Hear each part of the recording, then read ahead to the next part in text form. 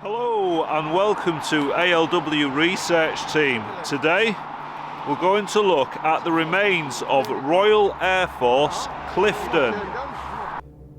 This is York, England, a busy city with a well-used outer ring road that sees traffic all year round. The York Outer Ring Road dualling scheme, with planning permission submitted by the City of York Council, will see most of the remaining parts of Royal Air Force Clifton removed.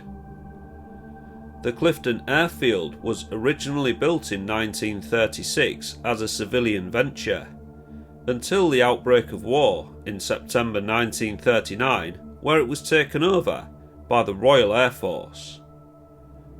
Accommodation for 500 personnel and 3 large concrete runways suitable for heavy bombers were built, enabling the Handley Page Halifax to operate here from 1941.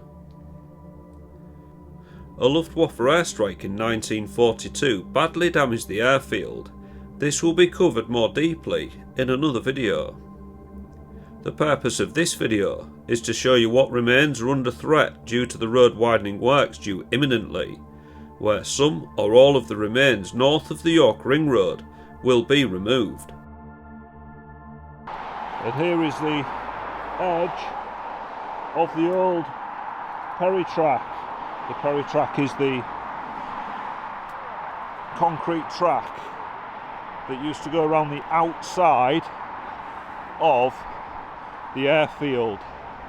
So all the way around the runways there was a Perry track. That's what this is, the remains of it. So Clifton Moor Retail Park is over there. And this is part of the Perry track network. I came here on a camping and caravanning holiday in about 1985, 6, something like that. And this was complete then. And there used to be a campsite on these runways because it's perfect hard standing for caravans. You can see this gate post, it's actually an old railway sleeper. This is the end of one of the runways. So the runway went that way, large runway area going that way, and then the Perry track goes on and around there. And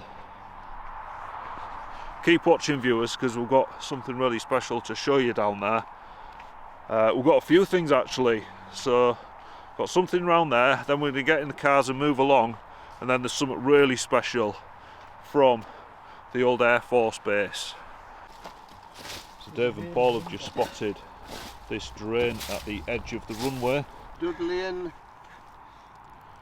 Vowel Limited, Aubrey Heath, Staffordshire.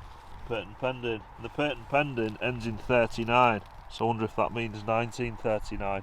If anybody out there knows, please leave a comment. So I've just noticed this at the side of the Perry track. That to me looks like a window frame out of a large window, such as from a control tower. And we can see around here it's got the Air Force green paint on it. Can you see that, viewers? That's just at the side of this Perry track that has been tarmacked. So when this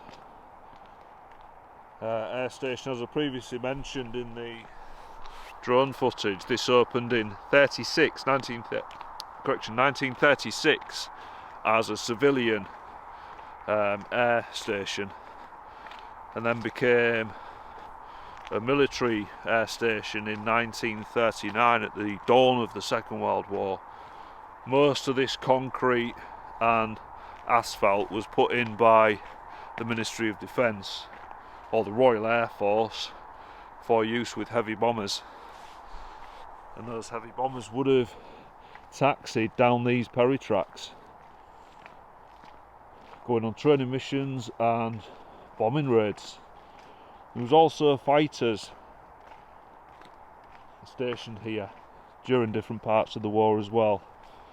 This station closing, as I said before, closed in 1946 for military use, and then in 1955 it closed for civilian use, and then it was just an empty airfield until the nearby Clifton Moor Industrial Estate was built in the late 1980s.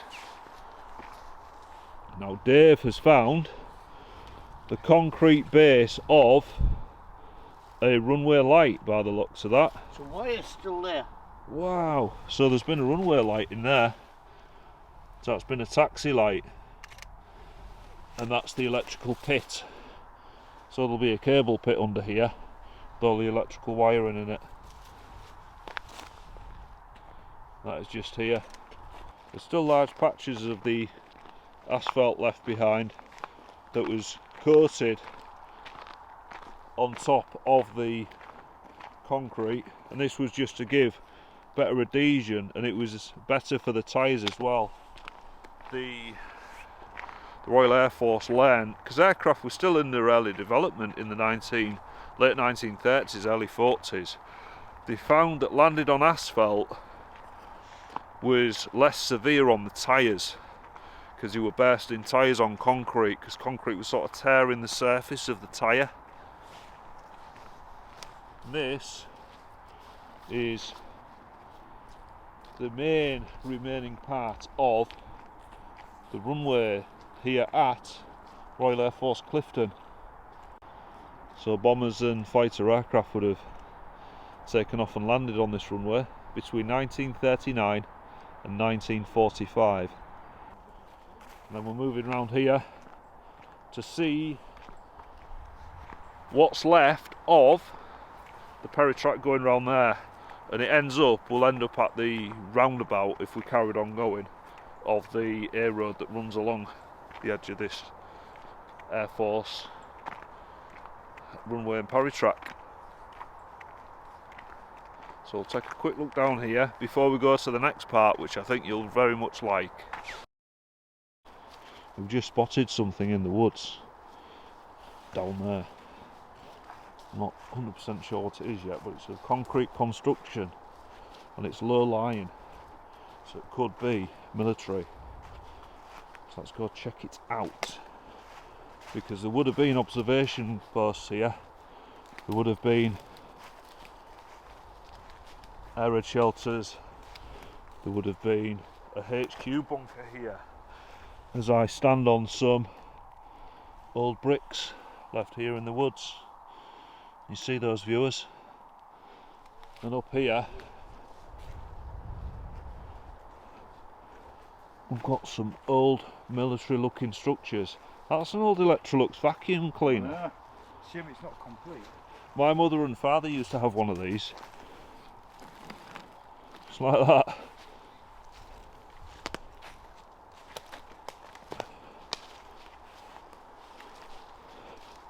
Not sure what Dave's looking at there.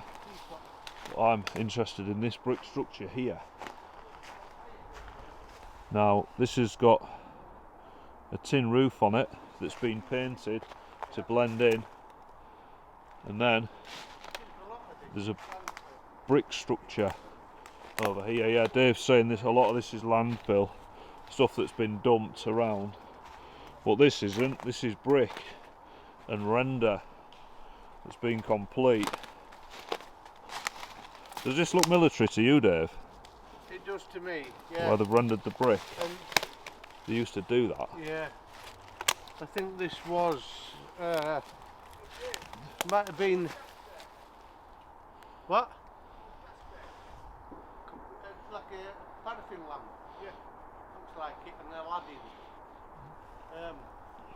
Yeah, this was probably a stores building at end at runway for flares or something like that. We found a lot of those at RAF Recall, didn't we? Yeah, it's 'cause it,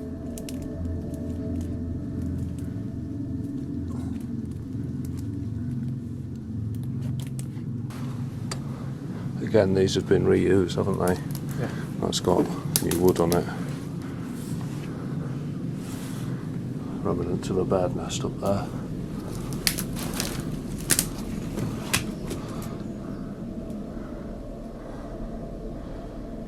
because it's away from the runway and towards the end of the runway. Yeah. So I would think it probably is.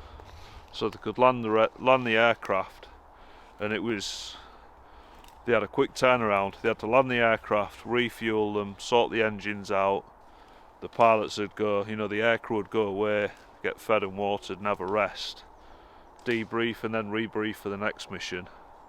And whilst the mechanics, the flight line crew, would be sorting the aircraft out, reloading the ammunition, reloading the supplies on board the aircraft, to get them ready for the next mission. So we've got some old galv buckets there, they look very old. Galv buckets there, and then this brick render type building that's left behind here in the woods as I'm tripping over all the twigs and everything on the floor. So we see more galv there, some more galv steel, galvanised steel, some old rotten tins and things there. That is a porcelain insulator of some sort. Let's have a closer look at that. Cheers, Paul. That is the base of a large luminaire. So this could be the base of a runway light, the remains of a runway fitting.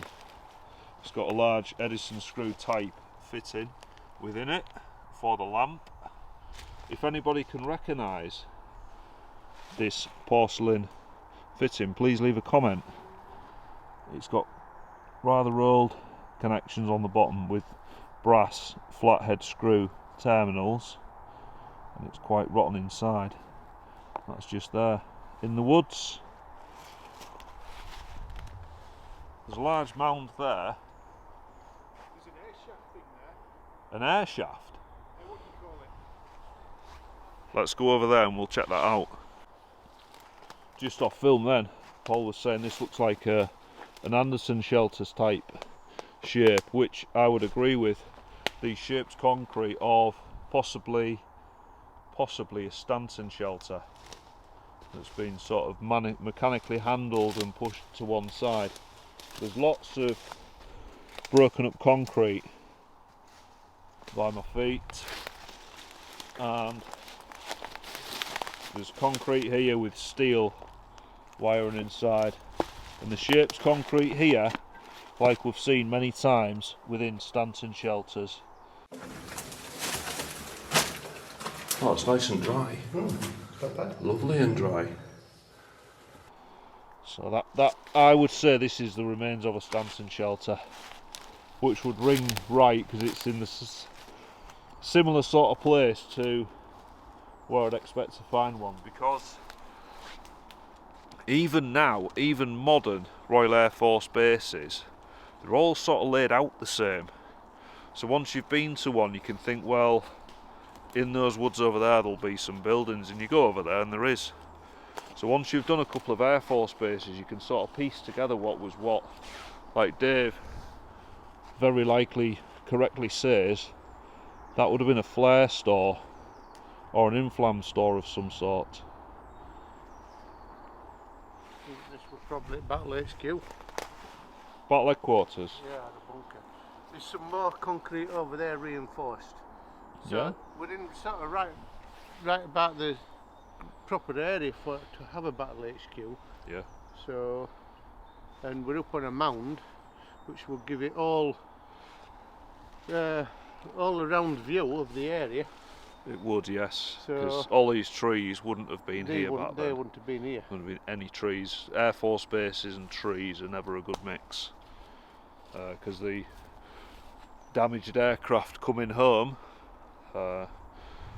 don't want any trees to bump into. They want a nice flat grass field to just gently belly flop onto. We're just on the Perry track now, viewers. We've just been looking at some old structures in there. I'm going to make our way back to the roundabout, get back in the vehicles, and we're going to go to the next location, so we'll see you there. Hey viewers, so we're a little further up the road now. We're now at the firing range facility and we're going to go take a look around. Let's go. So we've got Exploring Dave there. He's just checked out that structure. That's just a drain with that one. Ah, is it? Okay. So we're just going to go check out this structure here. Now, we can't really work out what this was, because the main range is over there. That is the main, that is the rear wall. That so the people with the weapons would lie or sit down over there and they'd fire into the sand in front of, there'd be targets along here, and then the sand wall and the brick wall to stop the rounds careering off and going where they shouldn't be, because this is literally just for practice, a practice range. But we can't really work out what that was. I've not seen anything like that before. Looks like it's had a wooden roof, and I can only presume it was like a pistol range or something like that for small weapons, but I've never seen anything like that before. So viewers, if you know what this structure was for, what its use was, please leave a comment. And yeah, whilst you're at it, if you could, please subscribe to the channel, because it really helps me out when you do that. It's completely free, and you'll get new videos every Thursday at 4 PM UK time.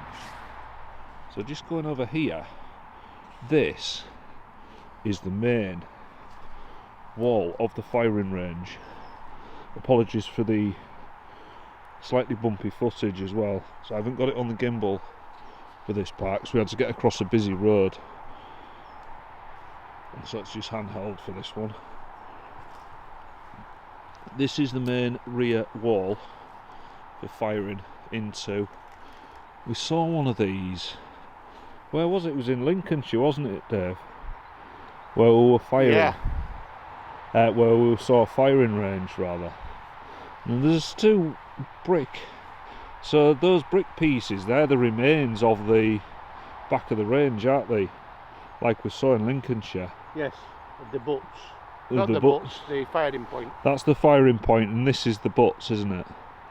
And it's very, very similar design, this one. I'll put a link in the description box of the Explore that we did in Lincolnshire a couple of years ago now, of a firing range just like this, a World War II range.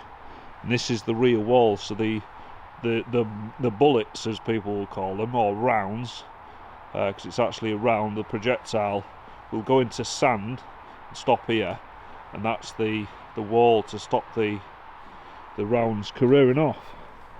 So we'll go around here. Don't know if there'll be any sand left. Check it out. There's been a large hole dug there. I think that's just to assist with drainage off the farm. In here should be soft sand. We can see it there, the mud and the sand. It would have been like golden sand back in the 1940s when this Air Force base was in operation. Just in this overgrowth here is part of the back wall of the firing point. Got some of the old bricks there, and this is the back wall area. There's little pieces of what looks like concrete here. This was possibly part of the roof that's now been taken away, broken up and taken away. We're going to see if we can get a bit closer to the wall now, so I'll see you over there. We can see at the rear of the wall here, the entire wall is leaning backwards as it's sunk into the ground, but it's fairly intact and in very good condition, and it's sad to think it's all going to be demolished in the next couple of years. But here we are, this is the rear of the wall. Looking at the back of this mystery structure here, we can see it's made up very similar to the back of a range, where we've got the tall wall and the edges to it as well to stop any projectiles coming out. But we're still unsure as to the use of this structure, so if you do know, please leave a comment. And that's the rear of the main firing range butts. Right then viewers, we're now in the firing point. We can see the pillars here that used to support the concrete roof that topped this area.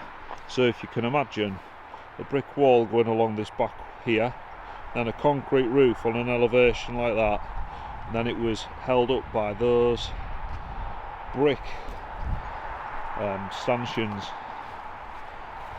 So these brick supports here held the concrete roof, and can you see the metal rod coming out with a nut and bolt on it and a plate washer? They held the concrete roof on. Now the concrete roof has been removed, and a lot of these brick structures to support the roof have also fallen over, and this is the remains of the firing point. And like I say, the reason for making this video is simply because this area of land is going to change dramatically in the next couple of years, as the road behind me there is made into a dual carriageway. All this history of Royal Air Force Clifton is going to be simply deleted. So I thought it prudent to get down here and log it all before it's gone forever. So this is the firing range at Royal Air Force Clifton. If you can imagine, back in between 1939 and 1945, being in this area here, there would have been young recruits lining up, conscripts with Bren guns, 303 rifles, and they would have had to learn rifle and firearms skills here, firing into the grass bank up there, which would have been silver sand back in the day. And then on the end of this building there would have been a room over here, and it was a room for repairing and restoring the targets, because they were a wooden frame, if you can imagine like a large picture frame, square or rectangle, and it'd have a target on it, and those targets would be put up in front of the firing wall behind me, and then you'd fire into those a select amount of shots issued by the range officer, and then they would count up your score and see where your zeroing was. And your zero is where you're firing directly down the sights correctly, and then if your sights aren't zeroed, you'll be off in a bit like a baseball pitcher. You're not going to be bang on the target, you're going to be around, and you need to correct your zero of your weapon so you're firing straight down the middle. And that's what they would have practiced here, got the weapons zeroed and just general firearms practicing right here at Royal Air Force Clifton. So thank you very much for watching this brief video of Royal Air Force Clifton's 1936 to 1957's history. We're mainly concentrated on the Second World War era between 39 and 45, when this was a military base. So thank you for watching. Please subscribe if you haven't already, because it really helps me out when you subscribe. And I'll see you every Thursday at 4 PM UK time. Bye bye for now. Looking over my shoulder, looking back at your door. In my head it goes over.